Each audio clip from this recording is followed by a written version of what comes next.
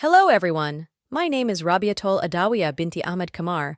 My matrix number is 071552. In this video, you will learn about spinal stenosis. What is spinal stenosis?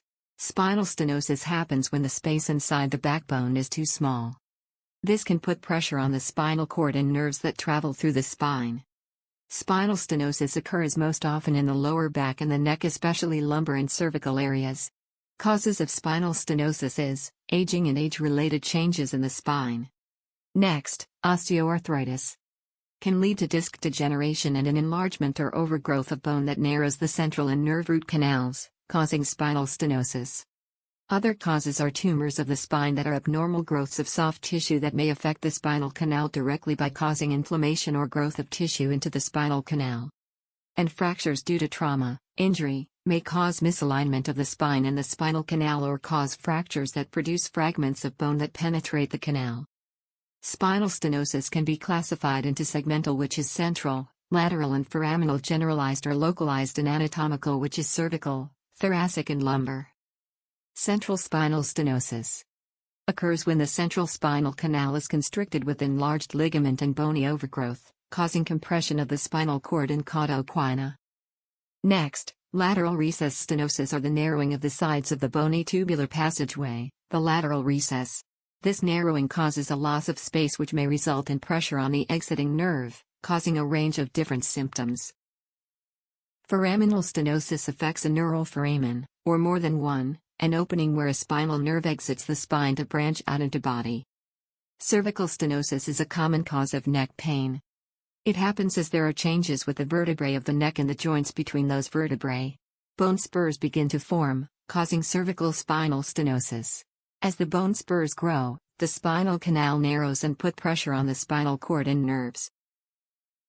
Next, lumbar stenosis. The spinal canal narrow and compresses the spinal cord and nerves, causing lower back pain. Most often occurs at L4 L5 levels.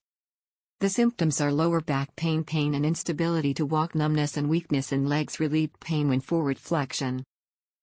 It can be diagnosed using X-ray, MRI and CT scan. Doctor management: laminectomy, epidural injection, anti-inflammatory medication like ibuprofen and aspirin, and anterior decompression infusion.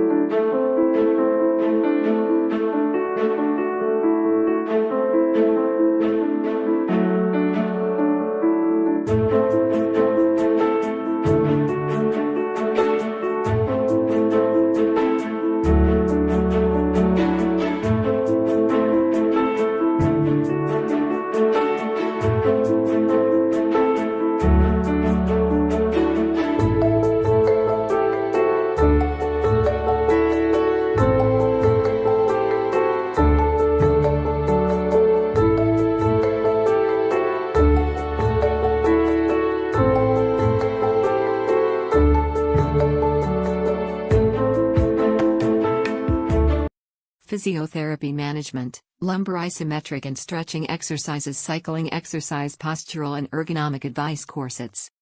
Lumbar isometric exercises. Lay on your back with your knees bent. In this position, tighten your abdominals by doing the isometric abdominal exercise first.